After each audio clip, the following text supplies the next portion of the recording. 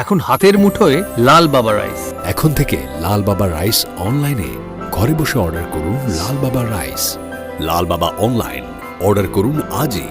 লাল বাবা রাইস, স্বাদ ও স্বাস্থ্য একসাথে পাবেন শুধুমাত্র লাল বাবাতে। স্বপ্নের কেরিয়ার গড়তে চান? আসুন যোগ দিন MCRS নলেজ ক্যাম্পাসে। পূর্ব বর্ধমানে অবস্থিত আমাদের ক্যাম্পাসে আমরা অফার করছি নার্সিং ও প্যারামেডিক্যাল কোর্স। সবুজ ঘেরা হাইটেক ক্যাম্পাস, সঙ্গে কলেজ সংলগ্ন অত্যাধুনিক হস্টেল। এখানে অভিজ্ঞ শিক্ষক ও শিক্ষিকারা আপনাকে আধুনিক চিকিৎসা পদ্ধতি ও প্রযুক্তির মাধ্যমে প্রশিক্ষণ দিচ্ছেন। আমাদের কোর্সগুলিতে আপনি পাবেন হাতে কলমে প্রশিক্ষণ এবং প্রয়োজনীয় দক্ষতা অর্জনের সুযোগ। বিশ্বমানের পরিকাঠামো ও সুবিধা আপনার শিক্ষা জীবনকে করবে আরো সুন্দর ও সহজ। আপনার স্বপ্নের ক্যারিয়ার শুরু হোক এইখানে, MCRS নলেজ ক্যাম্পাসে। MCRS নলেজ ক্যাম্পাস, আপনার ভবিষ্যতের পথপ্রদর্শক। মা মাই হয়। পৃথিবীর সৃষ্টি থেকে আজ পর্যন্ত মা মাই। সেরকমই মায়েদের কথা আমরা আজ তুলে ধরছি মুক্ত বাংলার মুক্ত আবাহ যে ডিজিটাল প্ল্যাটফর্ম আছে তার মাধ্যমে। নমস্কার, আমি মেহবুব হাসান। আজ আমাদের মধ্যে উপস্থিত হয়েছেন মিঠু সিং। আমাদের স্টুডিওতে আপনাকে স্বাগত। নমস্কার। নমস্কার। মিঠু সিং প্রত্যন্ত এক গ্রামে জন্ম, বাঁকুড়ার। বিবাহ সূত্রে? না, বাঁকুড়া জন্ম নয়, আমার বাপের বাড়ি হচ্ছে শ্যামসুন্দর, ওইদিকে শ্যামসুন্দর। আচ্ছা, তাহলে বাঁকুড়ায় আপনি শ্বশুরবাড়ি। শ্বশুরবাড়ি, আচ্ছা। তাহলে তাহলে বর্ধমানেরই মেয়ে, শ্বশুরবাড়ি বাঁকুড়া, এখন কাজের সূত্রে বর্ধমান। তো আমরা তার মুখে শুনবো তার কথা, তার দুঃখ, কষ্ট, আনন্দ, সব কথা।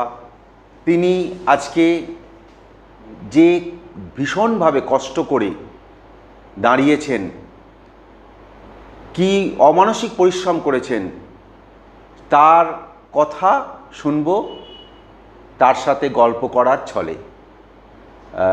আপনার ছোটবেলার কথা যদি একটু বলেন। আমার ছোটোবেলার কথা বলতে বলতে, আমার 7 বোন, 1 ভাই।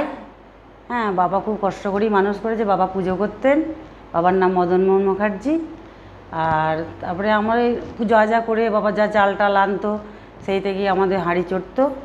হ্যাঁ, ওই করে করে মানুষ হই। তারপরেতে লোকের বাড়ি বাঁধা কাজে চলে যায়। তারপরে যে ঘরে যাই, দিদি একটা দাঁড়িয়ে খেলা করছিল, দিদি দেখাশোনা করে এর সঙ্গে আমার বিয়ে দিয়ে দিল। হ্যাঁ, দিয়ে তারপর থেকেই শ্বশুরবাড়ি চলে যায়। শ্বশুরবাড়ির কষ্ট দুঃখের জন্যে বর্ধমান চলে এলাম ছেলেকে মানুষ করব বলে। আচ্ছা, তাহলে আপনারা তাহলে অনেক ভাই বোন, সেখানে তাহলে খুব কষ্ট করে মানুষ হয়েছে। খুব কষ্ট করে। বাবা পুরোহিত ছিলেন? হ্যাঁ, পুরোহিত ছিলেন। তাহলে বাবা সারাদিন পুজো অর্চনা করে যা সংগ্রহ করতেন সেই আপনাদের চলতো। তো আপনাদের কোনো জমি জমা ছিল না? না, ছিল না, অল্প ছিল। পড়াশোনা করেছেন আপনি? ছোট? হ্যাঁ, পড়াশোনা করেছি। ভাই বোনেরা পড়াশোনা করেছে? ওই অল্প অল্প, 5, 6, 7 এর। আচ্ছা আচ্ছা, গ্রামের স্কুলে? গ্রামের স্কুলে। আচ্ছা, তো ওখানেই থেকেই কি আপনার এই জীবন সংগ্রাম শুরু? মানে বাড়িতে কাজ করা, অন্য বাড়িতে যাওয়া? হ্যাঁ, আইবুড়োবেলাতে আমি ওই বর্ধমান অনিতা সিনেমা হলের কাছে বাঁধা ছিলাম। আচ্ছা। বাঁধা থাকার পর এবার ঘরে গেলাম, দিয়ে এবার দিদি এই ছেলেটার মুখে বলেছিল একটা যদি পাত্র পান তাহলে আমার বোনের বিয়ে দেবো। বলছে আমি তো একটা মেয়ে খুঁজছি, তাহলে আমি বিয়ে করব। বাবা তখন বললো খেলাধুলো করে কোথায় থাকবে না থাকবে, দেবো না। দিয়ে দিদি জোর করে ওর সঙ্গে আমার বিয়ে দেয়, তার সঙ্গেই আমি ঘর সংসার করছি। দিয়ে এখন উপস্থিত। তারপরে একটু কষ্ট দুঃখ হলো, খেলা টেলা ছেড়ে দিল। দিয়ে আমাকে দিদি নিয়ে বর্ধমানে চলে এলো, এক দিদি শেষ দিয়ে আমার বর্ধমানে নিয়ে চলে এলো। আচ্ছা। বর্ধমানে নিয়ে আসার পর 2 বাড়ি কাজ থেকে দেয়। 2 বাড়ি কাজ করতে করতে আরও 2 বাড়ি ধরি, আরও 2 বাড়ি ধরি। একটা বাড়ি ভাড়া ছিলাম 300 টাকায়, তারপরে গেলাম 700 টাকায়, তারপরে গেলাম 1500 টাকায়। তারপরেই সরকার আসার পর একটু বেস্টের জায়গা পেয়েছি, দিয়ে সেই ঘর করেছি। তারপরে ছেলে মানুষ করা, ওর বাবা সেরকম। তাহলে আপনার এই যে 300, 700, 1500 এই যে টাকার পরিমাণ বেড়ে যাচ্ছিল, তাহলে আপনার তো কাজের মাত্রাও তো বাড়াতে হচ্ছিল। হ্যাঁ, মানে কাজের 2 বাড়ির মাত্রা, জায়গায় 4 বাড়ি, 4 4 বাড়ির জায়গায় 6 বাড়ি। তো সারাদিন এত পরিশ্রম আপনি কিভাবে করতেন? মানে কখন থেকে করতেন? তার মধ্যে ছেলে মানুষ করা, সংসার, রান্না বান্না। 5টায় বেরিয়ে যেতাম, আর ওর বাবা একবার রিক্সা চালিয়ে এসে রান্না বান্না করতো, দিয়ে ছেলেকে দিয়ে আসতো, আবার আমি আবার যে আনতাম, এরকম করে করে চলতো আর কি। দিয়ে একটার পর একটা কাজ বেরিয়ে গেল। তাহলে এখন আপনি 12-13 বাড়ি কাজ করি আমি। সকাল বেলায় ভোরবেলায় বেরোতেন, 5 বাড়ি 6 বাড়ি কাজ করে আপনি দুপুরে ফিরতেন, তারপর রান্না করতেন, তারপর রান্না করতাম, তারপর বাচ্চাকে খাওয়ানো, তারপর আবার কাজে যেতাম, স্বামীকে খাওয়ানো, তারপর আবার আপনি কাজে যেতেন। রাতে ফিরতেন কখন? ওই 6:30 7টা। 6:30 7টায় ফিরে তারপর রান্না রান্না চাপাতাম। তো আপনার স্বামী খেলাধুলা করতো, কি খেলাধুলা করতো? ওই সার্কাস দেখাতো সাইকেলে। আচ্ছা, সাইকেল চালিয়ে সার্কাসে, মানে বিভিন্ন সার্কাসে কাজ করতো না আমাদের অন্য কোথাও? না না, এমনি 7 দিন এমনি করে সেই মাঠে মাঠে। আচ্ছা আচ্ছা, ছোটবেলায় আমরা দেখেছি, আপনারাও দেখেছেন, টাউন হলে আমরা খুব ছোটবেলায় দেখেছি যে সাইকেল চালিয়ে 3 দিন 4 দিন টানা সাইকেল চালাচ্ছে, এরকম উনি সাইকেল চালাতেন। সেটা তো উঠেই গেছে, আমরা অনেকেই জানেন, আপনারাও দেখেছেনও কি ভিড় হতো একটা সময়। মানে উনি সাইকেল চালাচ্ছেন, ওখানেই জল খাচ্ছেন, ওখানেই বসছেন, ওখানেই বিশ্রাম নিচ্ছেন, আবার সাইকেল চালাচ্ছেন, কবরের ভেতরে ঢুকে যাচ্ছে। আচ্ছা, ওগুলো উনি করতেন? ওগুলো করতেন। দিয়ে আমার খারাপ লাগছিল, বিয়ের পর সেটা আপনি ছাড়িয়ে দিলেন? আমি ছাড়িয়ে দিলাম, আমার ভালো লাগছিল না। কোনো তো ভালো খেলা নয়, মৃত্যুর সঙ্গে লড়াই করা।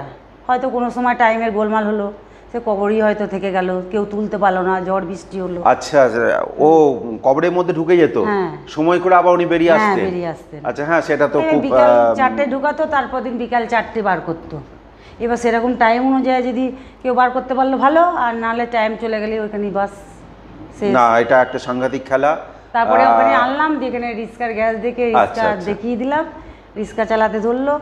ওই রিক্সা চালিয়ে সংসার চালাতো, আমি ঘর ভাড়া দিতাম, ছেলের পড়াশোনা খরচা করতাম। আবার কোনো দিন রিক্সা হয়তো বাজার হতো না, হ্যাঁ, সবসময় তো খাটতে পারতো না ছেলের জন্যে। এবার আমি ছেলে দেখবো না কাজ করব, মানে ছেলেকে নিয়ে আসা নিয়ে যাওয়া আবার রান্না আপনার স্বামী করতো? তাহলে আপনি মূল সংসারটা কিন্তু ধরেছিলেন আপনি? আমি মানে এখনো ধরে আছি। এখনো ধরে আছেন? কত বছর হচ্ছে আপনি এই সংসারটা ধরে আছেন? 24 বছর হয়ে গেল। 24 বছর ধরে একটা সংসারকে আগলে রেখেছেন, বিভিন্ন বাড়িতে কাজ করেছেন, বেতন সব জায়গায় সমান নয়, তার মধ্যে ছেলেকে আপনি মানুষ করেছেন। ছেলেকে কলেজ পড়েছে? হ্যাঁ, কলেজ পড়েছে। তারপরে তো কলেজ পড়ে ITI করেছে। বাহ। ITI পর বাইরে গেল, একটু হলো, ওর জন্য একটু কষ্ট করে, যেমন কষ্ট করেছি তেমন ফলও দিয়েছে। বাহ। হ্যাঁ, তারপরে কাজ ফাজ করতে রইলো, আমার একটু রেহাই হলো। ঘরটা করেছি, ওর দেনাটা শোধ করছিল। আচ্ছা, মানে এত কষ্ট করার পর যে ছেলে যখন চাকরি পেলো, তার কিছু টাকা আপনাকে সে পাঠাচ্ছিল, সেই নিয়ে আমরা একটা ঘর করেছেন। এখন একটা তবু নিজের ঘর হয়েছে, এটাও তো একটা আনন্দের নিশ্চয়ই। 24 বছর এত কষ্টের পর যখন একটা ঘর পেয়েছেন। পাম বসিয়েছি, বাহ। তারপরে ছেলের বিয়ে দিয়েছি। ও, ছেলের বিয়েও হয়েছে? নাতনি হয়ে গেছে একটা। বাহ বাহ বাহ। এখনো চলে যাচ্ছে, কাজ করে যাচ্ছে। ছেলে এখন কোথায় আছে? ছেলে এখন বর্ধমানে আছে, কামনাড়া পিকতলা পেরিয়ে। আচ্ছা, তো ছেলে এখন কাজের মধ্যে আছে এবং আপনার সংসারই আছে? সংসারই আছে, আমি সংসার চালাই, ও ধার দেনা শোধ করে। বাহ। তাহলে আচ্ছা, এই যে আপনি এত কাজ করতেন বিভিন্ন জনের বাড়িতে, কোথাও কখনো অসুবিধা সম্মুখীন হতে হয়? কি ধরনের অসুবিধা হতো? এই যে নার্ভের রোগ হয়ে গেল, তারপরে সুগার, প্রেসার, থাইরয়েড হয়ে গেল, কষ্ট অনেক। এই যে এত অসুস্থ হয়ে পড়লেন, তা সত্ত্বেও তো আপনি কাজ করতেন? তা সত্ত্বেও এখনো কাজ করছি। মানে শুধু সংসারটা ধরে রাখার জন্য? ধরে রাখার জন্য। এখন আর রিক্সা চালান? চালাতে পারেন? 7 বছর হয়ে গেল, বন্ধ হয়ে গেছে, ও ঘরেই থাকে। তাহলে এই 7 বছর ধরে উনি ঘরে, তাহলে এই 7 বছর ধরে আপনাকে তো আরো বেশি পরিশ্রম করতে হবে। হ্যাঁ, বেশি পরিশ্রম করতে হবে। তারপরে এখন একটু মাইনেও হয়েছে, যার যেমন ঘরে একটু মাইনে একটু। হ্যাঁ, আগে যারা যেমন বেতন দিত, এখন থেকে সেটা বেড়েছে। 150 200 এরকম মাইনে ছিল, এখন ধরো 800 900 1000 1200 এরকম মাইনে হয়ে গেছে। আচ্ছা, এই যে বিভিন্ন জনের বাড়িতে আপনি কাজ করতেন, এখনো করেন, তারা খুব সাহায্যও করেছে, তারা খুব ভালোবাসে। খুব ভালো মুহূর্ত যেটা আপনি কাটিয়েছেন কারো সাথে, কারো বাড়িতে কাজ করে, সেরকম কিছু মুহূর্ত যারা খুব আপনাকে? হ্যাঁ, করেছে তো। এই যে ধরো মুক্তমালা দাদা অনেক সাহায্য করেছে, এই যে ঘরটা হতে দিচ্ছিল না, এ করছিল, সবাই বন্ধ করছিল যে হবে না, হ্যান নয় তেন নয়। দিয়ে দাদায় বলেছিল, এই যে প্রসেনজিৎ দা, ওই বলেছিল যে না হবে, প্রদীপকে বললো না করু, গরিব মানুষ, ঢালাইটা দিক। হ্যাঁ, তা অনেকজনাই আমাকে কাজে বাড়িতে সাহায্য করে, ভালোবাসে, আমিও তাদেরকে খুব আনন্দের মুহূর্ত কারো বাড়িতে কাজ করে? এখন আনন্দই আছি, এখন কষ্টটা নেই। আচ্ছা, এই যে এতদিন কাজ করছেন, কখনো কারো কাছ থেকে কোনো দুঃখ পাননি? সে তো হাঁড়ি কলসি থাকতে গেলে ঠকাঠকি যেমন হয়, আবার ভুলে যেতাম, তারাও ভুলে যেত, আমি না ভুলে মানে যেতাম। আপনার এই যে এতদিনের যে কাজ করার জীবন, খুব হ্যাঁ, কষ্ট মনে পেয়েছেন? হয় যে দূর বাবা, আর বেঁচে থেকে কি করব, মরে যাই ভালো, বেঁচে থাকলেই খাটতে হবে, আর পাচ্ছি না, এরকম মনে হয়, মনে না মনে কারো হয়। এই যে না, আমি বলতে চাইছি যে আপনি যে এত বাড়িতে কাজ করেছেন, কারো কাছ থেকে কোনো আঘাত পেয়েছেন? হ্যাঁ, কাজ করতে আঘাত তো গিয়ে? পেয়েছি। কিরকম? যে ধরুন বলতে হবে যে কাজ করতে হবে না তোকে, যা। কেন? হ্যাঁ, সেটা হঠাৎ আজকে কেন কামাই বললো? করছিস, আজকে শরীর খারাপ, আজকে এই, আচ্ছা। আজকে ওই, মনে একটা কষ্ট হতো, কিন্তু কি করব, আবার করতে তো হবেই, মানে করতে তো সংসারের হবে। জন্য। তো এখন আপনার তাহলে আনন্দের একটা দিন কাটছে? হ্যাঁ, আনন্দের একটা দিন কাটছে। ছেলেও এখন চাকরি করছে, হ্যাঁ। আপনার হাতে দুটো পয়সা দিচ্ছে, আপনিও এখনো রোজগার করছেন। আমি এখন রোজগার করছি, চেষ্টা করছি। ছেলেও খুব ভালো ছেলে আমার, যেমন ছেলেও হয়েছে তেমন বউ হয়েছে, ভগবান দিয়েওছে আমাকে। বাহ। যাকগে, না, যদি কষ্ট করেছি মা তার ভালো ফল। হয় তার সন্তানরা ভালো হবে, এটাই আশা করা যায় এবং ছেলে মা আশা করা অন্ত উচিত। জীবন, ছেলে মা ছাড়া কিছু চেনে না, মেয়ে ছেলে খুব ভালোবাসে মাকে। বাহ। আর তেমন আমার বউটাও হয়েছে, খুব ভালো বউ হয়েছে। বাহ, আমরা চাই আপনার এই যে কষ্টকর জীবন, সেখান থেকে আপনি আস্তে আস্তে বেরিয়ে আসছেন, আরও দ্রুত বেরিয়ে আসুন, ছেলে আরও বেশি রোজগার করুক। আপনাকে, কারণ আপনার এবার বয়স হচ্ছে, আপনার তো আর তত বাড়িতে যাবার সময় বা ইয়ে থাকবে না, কারণ আপনার শরীরও আস্তে আস্তে হ্যাঁ, পারমিট করবে না। ছেড়েও দিচ্ছি, একটা দুটো ছেড়েও দিচ্ছি। তো আপনি এই যে কষ্ট করে জীবন কাটিয়েছেন, এবং আমাদের এই তার যে আমাদের যে মুক্ত আবহাওয়ার মাধ্যমে আপনারা দেখছেন যে মিঠু সিং, সে কত কষ্ট করে তার সংসার জীবন অতিবাহিত করেছে, করছে, তার পুত্রকে সে মানুষ করেছে, পুত্র এখন তার যে অর্জিত অর্থ মায়ের হাতে তুলে দিচ্ছে এবং অসুস্থ স্বামীকে সেবা করছে। এই যে মা, এই মায়ের কথাই আমরা প্রতিদিন প্রতি মুহূর্তে অনুভব করি এবং এই মায়েরা আমাদেরকে আগলে রেখেছে। আগামী দিনেও এরকম মায়েদের কথা আমরা আপনাদের এই চ্যানেলে তুলে রাখব, যেমন রাখছি আজকে, এমনি আগামী দিনেও তুলে আনব। আপনাদেরও যদি এরকম কোনো মায়ের কথা, নারীর কথা জানা থাকে, আমাদেরকে জানাবেন, আমরা তার কথা এই মুক্ত আবহাওয়ার মাধ্যমে তুলে ধরব। সবাই ভালো থাকুন, সুস্থ থাকুন, আনন্দ থাকুন। আমাদের স্টুডিও আসার জন্য নমস্কার।